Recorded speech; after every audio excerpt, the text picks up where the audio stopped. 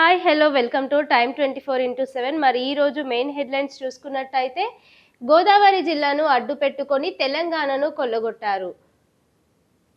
లక్షల కోట్లు తిన్న కేటీఆర్లను కాపాడుతున్నది ఎవరు? కేసీఆర్ను దత్తపుత్రులాడి కేసీఆర్కు దత్తపుత్రుడిలా కిషన్ రెడ్డికి వ్యవహార శైలి.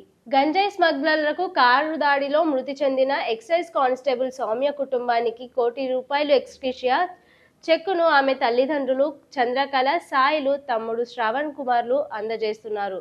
సీఎం రేవంత్ రెడ్డి 3 వారాల్లో నిర్ణయం తీసుకోండి, లేదంటే కోర్టు ధిక్కరణ కింద చర్యలు ఉపక్రమిస్తాం. ఎమ్మెల్యేల అనర్హత పిటిషన్లపై తెలంగాణ స్పీకర్కు సుప్రీంకోర్టు హెచ్చరిక. కొండల్లా వ్యర్థాలు, వాటి మధ్య కాపురాలు, మున్సిపాలిటీలు, పురపాలికల్లో డంపింగ్ యార్డులు సమస్య. చాలా చోట్ల బయోమైనింగ్ దిశగా పడని అడుగులు. నూతన పాలక వర్గాలైన పరిష్కారం చూపాలంటున్న ప్రజలు. పాక్లో మరణ హోమం. ఇస్లామాబాద్లో మసీదు వద్ద ఆత్మాహుతికి దాడి, 31 మంది దుర్మరణం, 169 మందికి గాయాలు. రెబల్స్ ఉన్న వార్డుపై వార్. నేతల మధ్య విభేదాలను చక్కదిద్దుకునే చర్యలు. ఇన్ఛార్జ్ మంత్రులకు సీఎం నిర్దేశ. తిరుగుబాటు అభ్యర్థులకు మద్దతు ఇస్తున్న జీవన్ రెడ్డి తీరుపై పార్టీ అసంతృప్తి. 6 గ్యారంటీల్లో ఒక్కటైనా అమలు చేశారా? కాంగ్రెస్ కు తగిన గుణపాఠం నేర్పాలి. ఎన్నికల ప్రచారంలో కేటీఆర్. మమ్మల్ని ఇంటి పన్ను సహా ఎలాంటి పన్నులు పెంపు ఉండదు.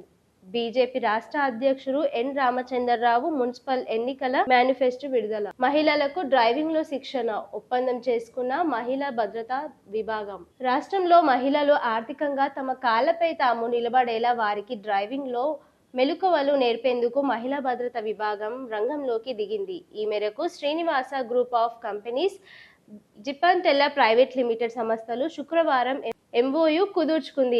ద్విచక్ర వాహనాలు, ఆటోలు, కార్లు నడపడంలో శిక్షణ ఇవ్వడంతో పాటు ఆ రంగంలో వారికి ఉపాధి కల్పించేందుకు కూడా ఈ సంస్థలు కృషి చేస్తాయి. తొలి దశలో పైలట్ ప్రాజెక్టుగా హైదరాబాద్లో దీన్ని చేపడుతున్నారు. మార్కులపై వ్యామోహం వద్దు, జీవన నైపుణ్యాలపై శ్రద్ధ పెట్టండి, విద్యను భారంగా పరిగణించొద్దు, నచ్చిన రంగంలో దూసుకెళ్లండి. పరీక్ష పే చర్చలో విద్యార్థులతో ప్రధాని మోదీ దిశానిర్దేశం. పరీక్షలు పండగలాంటివని, వాటిని ఓ వేడుకల్లాగా జరుపుకోవాలని విద్యార్థులకు ప్రధానమంత్రి నరేంద్ర మోడీ సూచించారు. మార్కులపై వ్యామోహం వీడి జీవన నైపుణ్యాలను మెరుగుపరచుకోవడంపై శ్రద్ధ పెంచాలని పేర్కొన్నారు.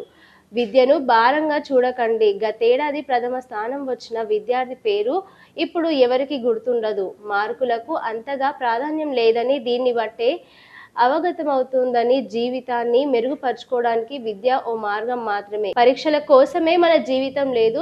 తుది లక్ష్యం మార్కులు కాదు, సంపూర్ణ జీవన వికాసమే కీలకం. సో దీన్ని బట్టి ఏమర్థం అవుతుందంటే, ప్రధాని మోదీ ఒక పరీక్ష పే చర్చలో విద్యార్థులకైతే ఒక ప్రోత్సాహాన్ని, ఒక మనోధైర్యాన్ని అయితే ఇస్తున్నట్లు చూస్తున్నాం. మార్కులపై వాళ్ళు ఫోకస్ చేయకుండా వాళ్ళ నైపుణ్యాలను పెంచుకునేలాగా మోదీ చెప్తున్నారు. పరీక్షల సమయంలో విద్యార్థులకు ఎలాగ ఉండాలో అని చెప్పేసి మోదీ అయితే వాళ్ళకు మంచి సూచనలు ఇస్తూ వాళ్ళకి చదువు పైన ఉండే ఏకాగ్రతను పెంచుకోవాలని, మార్కుల మీదే ఒక చదువుని భారంగా మోయకుండా ఇష్టంతో చదివితే కష్టపడి నైపుణ్యాలను నేర్చుకొని జీవితంలో ముందడుగు వేయాలని అయితే సూచిస్తున్నారు విద్యార్థులకు. ఐబొమ్మ రవి పాస్పోర్ట్ సీజ్ చేశారా లేదా వివరణ ఇవ్వాలంటూ పోలీసులకు హైకోర్టు ఉద్దేశించింది. సినిమాల పైరసీకి సంబంధించి అరెస్ట్ అయిన Immadi Ravi alias iBomma Ravi passport seize చేశారా లేదా అన్నదానిపై స్పష్టత ఇవ్వాలంటూ పోలీసులకు శుక్రవారం హైకోర్టు ఆదేశాలను జారీ చేసింది. సినీ పరిశ్రమకు చెందిన వారికి ఫిర్యాదు దాఖలైన 5 కేసుల్లో బెయిల్ మంజూరు చేయాలంటూ ఐబొమ్మ రవి వేర్వేరుగా పిటిషన్లు దాఖలు వేశారు. వీటిపై జస్టిస్ కె సుజన శుక్రవారం విచారణ చేపట్టారు. 20న అగ్రిగోల్డ్ బాధితుల చైతన్య జయవేరి సభలు. పన్ను చెల్లింపుదారులకు భయం అనవసరం. పన్ను విధానాలను మరింత సరళం, సులభతరం చేయాలని కేంద్రం సంకల్పించింది. అందులో భాగంగా ఆదాయ పన్ను చట్టం 2025ను తెంచి ఈ ఏడాది ఏప్రిల్ నుంచి అది అమల్లోకి రానుంది. కొత్త పన్ను ప్రత్యేకతలను, రీఫండ్లు, ట్యాక్స్లను చెల్లింపు తీరుతున్నారు. వాటిలో ఎదురవుతున్న ఇబ్బందులు పరిష్కారం తదితరాలపై కేంద్ర ప్రత్యక్ష పన్నులను బోర్డు రవి అగర్వాల్ ఈటీవీ9 భారత్ ప్రతినిధి సౌరభ్ శుక్లాతో మాట్లాడుతూ లోక్సభ కార్యకలాపాలకు ఆటంకం, విపక్ష నిరసనలతో సభ సోమవారానికి వాయిదా. పాక్లో మరణ హోమం, ఇస్లామాబాద్లో మసీదు వద్ద ఆత్మాహుతికి దాడి, 31 మంది దుర్మరణం. పాకిస్తాన్ మరోసారి రక్తసితమైంది. ఆ దేశ రాజధాని ఇస్లామాబాద్ ఓ మసీదుగా లక్ష్యంగా శుక్రవారం ఆత్మాహుతి దాడి చోటు చేసుకుంది. ఈ సంఘటనలో 31 మంది మృత్యువాత పడగా 169 మంది గాయపడ్డారు. ఇస్లామాబాద్లో తర్లాయి ప్రాంతంలో ఖదీజాతుల్ కబ్రా అనే కిషియా మసీదు ఉంది.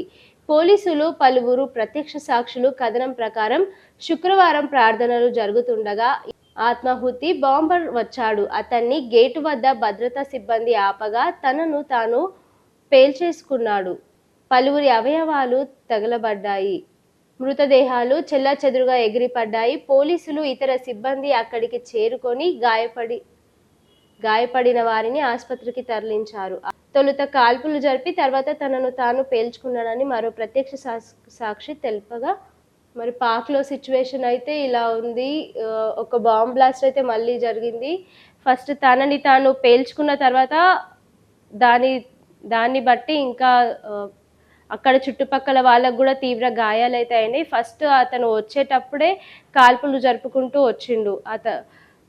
జరుపుకుంటూ వచ్చిన టైంలో అక్కడ ఆ మసీదు దగ్గర ఉన్న సెక్యూరిటీ కూడా అతన్ని ఆపడానికి ట్రై చేసినప్పుడే అతడు బాంబ్ బ్లాస్ట్ చేసుకోవడం ద్వారా అక్కడ ఉన్న కొందరికి కూడా గాయాలు అయితే జరిగినాయి. వాళ్ళు ఇక స్పాట్ డెడ్ అయినారు. పేలుడు జరిగిన మసీదు అయితే ఇంకా అక్కడ మొత్తం బ్లాస్ట్ అయితే జరిగింది. ఇంకా చూసుకున్నట్టయితే అమెరికా, ఇరాన్ పరోక్ష చర్చలు. ఒమాన్ విదేశాంగ మంత్రితో విడివిడిగా భేటీ అయిన ఇరు దేశాల ప్రతినిధులు. మరి నమస్తే తెలంగాణలో మెయిన్ హెడ్లైన్స్ చూసుకున్నట్టయితే కార్నర్ మీటింగ్లో కారు జోరు, మున్సిపాలిటీ ప్రచారంలో బీఆర్ఎస్ దూకుడు, సిరిసిల్ల, వేములవాడ కేటీఆర్ పర్యటన, కాతన్పల్లి, పటాన్ చెరువు హరీష్ రావు ప్రచారం, ప్రజల్ని పలకరిస్తూ భరోసా ఇస్తున్న నేతలు. మరి ప్రచారం అయితే జోరుగానే ఉంది. చూడాలి ఎన్నికలుగా ఎట్లయితాయో. పట్నంలో కాంగ్రెస్ గూండాగిరి, టీఆర్ఎస్ అభ్యర్థి కిడ్నాప్, కార్యకర్తలపై దాడులు, సీఎం ఇలాఖాలో ప్రజాస్వామ్యం కూని, కోస్గిలో బీఆర్ఎస్ అభ్యర్థి అపహరణ, కండువా మార్చిన కాంగ్రెస్ నాయకులు పార్టీలో చేరినట్టు తిరుపతి రెడ్డి ప్రకటన, కేసులు పెడతామని పోలీసుల బెదిరింపు, భార్య ఫిర్యాదు చేసిన స్వీకరణకు నో, ధర్నాకు దిగిన బీఆర్ఎస్ నాయకుడు, బీఫామ్ ఇచ్చిన అభ్యర్థిని ఎత్తుకెళ్తారా, ఇవేం ఎన్నికలు, ఇదేం ప్రజాస్వామ్యం, మాజీ ఎమ్మెల్యే సురేందర్ రెడ్డిపై ఫైర్, లాల్గడి మలక్పేట్లో బీఆర్ఎస్ కు చెందిన దళిత నాయకుడు ఢిల్లీ పరమేష్ పై దాడికి పాల్పెడుతున్న కాంగ్రెస్ శ్రేణులు, అలియాబాద్ లో అరాచకం, దళిత యువకుడిపై కాంగ్రెస్ దాడి, ఇద్దరికి తీవ్ర గాయాలు, మాజీ మంత్రి మల్లారెడ్డి ఎమ్మెల్యే మర్రిపైన దాడికి యత్నం, ఇదే చివరి అవకాశం, ఫిరాయింపులపై 3 వారాల్లో తేల్చండి సుప్రీంకోర్టు, తదుపరి విచారణ నాటికి మీరు తీసుకున్న చర్యలను నివేదించండి, అసెంబ్లీ స్పీకర్కు సుప్రీం ఆదేశాలు, లేకుంటే ధిక్కరణ పరిగణిస్తాం, ఫిరాయింపు ఎమ్మెల్యేల కేసులో ద్విసభ్య ధర్మాసనం హెచ్చరిక.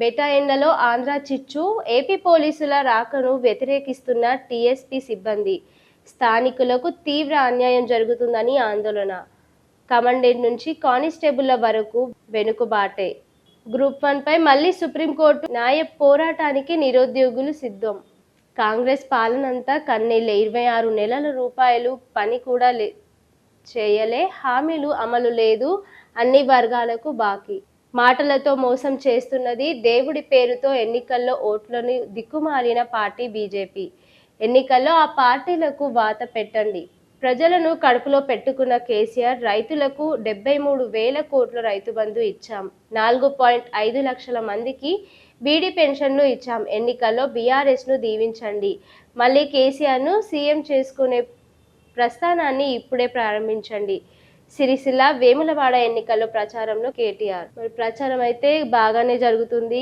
కేటీఆర్ మళ్ళీ సీఎం అయితే కేసీఆర్ వచ్చేలానే కనిపిస్తుంది చూస్తున్నట్టయితే. రేవంత్ ఇట్ల ట్రాప్లో పడొద్దు, సమస్యలపై సమరం ఆపొద్దు, పార్టీ శ్రేణులకు కేటీఆర్ పిలుపు. రేవంత్ తిట్లు ట్రాప్లో పడొద్దు. మరి శుక్రవారం వేములవాడలో కేటీఆర్ నిర్వహించిన ఎన్నికల ప్రచారానికి భారీగా తరలి వచ్చిన ప్రజలు.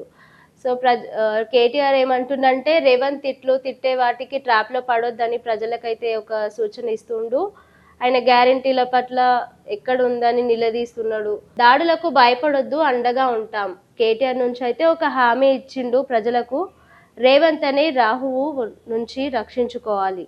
అవినీతిని కప్పుపుచ్చుకునేందుకు కేటీఆర్ పై చూసుకున్నారు కదా. మరి ఇప్పుడు జరుగుతున్న ప్రచారాలలో అయితే కేటీఆర్ నిర్వహిస్తున్న సభలని ప్రకారం అయితే కేటీఆర్ ఎన్నికల్లో ప్రచారాన్ని బట్టి మళ్ళీ వచ్చే ఎలక్షన్లలో అయితే కేసీఆర్ దే పై చేయిగా ఉంటుందని, మళ్ళీ కేసీఆర్ సీఎం గా రావాలని అయితే ప్రజల్లో కూడా అది కనిపిస్తుంది. మరి అలాగే ఈ ప్రచార ఎన్నికలు కూడా బాగానే జరుగుతున్నాయి కాబట్టి కన్ఫామ్ గా నెక్స్ట్ కేసీఆర్ వస్తారని అయితే తెలుస్తుంది క్లియర్ గా. మరి కాంగ్రెస్ ఇట్లా చేస్తున్న దాన్ని బట్టి అయితే ప్రజల్లో ఎలాంటి మరి చూడాలి కాంగ్రెస్ ప్రభుత్వం దీన్ని బట్టి ఎలా ఉంటుందో, ఎలా ప్రజలకి మరి ఎలాంటి. సరే మరి చూసుకున్నట్టయితే మెయిన్ హెడ్లైన్స్ ఇలా ఉన్నాయి. చూస్తూనే ఉండండి Time 24x7. మరిన్ని అప్డేట్స్తో మళ్ళీ మీ ముందు ఉంటాను.